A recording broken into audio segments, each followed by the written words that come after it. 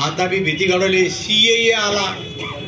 अरे सीएए म्हणजे काय हे तर समजून घ्या. त्यामुळं मुसलमान लोकांनी आपल्या कामाकडे पाहाव, आपल्या जिल्ह्याकडे पाहाव, आपल्या तालुक्याकडे पाहाव. तुमच्या केसालाही धक्का लागणार नाही. काँग्रेसच्या भरोशावर बसवू नका.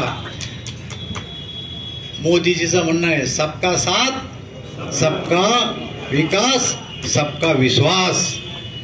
जात पर ना पात पर मोहर लगेंगे मोदी जी के बात पर. हे धोरण तुम्ही सगळेजण ठेवा. फक्त आता जाऊन सांगा की एक रावसाहेब दानवे तयार करायला तुम्हाला 35 वर्ष लागले. या तालुक्यात एक माणूस तयार करायला 35 वर्ष लागले. आता पुन्हा 35 वर्ष दुसरा तयार करायला लागतील. आता आपलं काम लाईनवर येईल.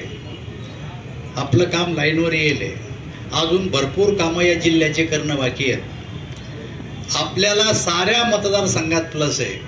उमेदवार कोणीही येऊ द्या, त्याला चारही मुंड्या चीत केल्याशिवाय तुमच्या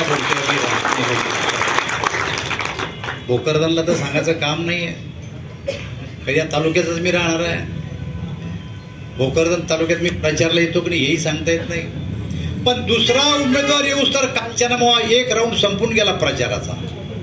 आता तू येतो कधी आणि कामाला लागतो कधी, तो लोक माझा दुसरा राऊंड संपून जातो. आणि त्यामुळं आपकी बार 400 पार. आणि भोकरदन तालुक्यात किती? 2 लाख. आपकी बार. त्यामुळे भोकरदन तालुक्यात आपकी बार 400 पार, आपकी बार 2 लाख. ही घोषणा तुम्ही आता गावात द्या. गावातल्याला समजून सांगा. हे बघा, मी तुम्हाला सांगितलं, या काम करायला लागलो तर बरेच विरोधक होते, ते आता आपले झाले. विरोधकाला कधी वाकड्या नजरेनं आम्ही पाहिलं नाही. तू त्या पक्षात राहून पक्षाचं काम करताना दे धोरणाप्रमाणे आम्ही कोणाला बोललो नाही. पण वैयक्तिकरित्या टीका टिप्पणी करत असन तर तो स्वभाव मग वेगळा आहे. पण तू तुझ्या पक्षाचं काम कर, आम्ही आमच्या पक्षाचं काम करतो.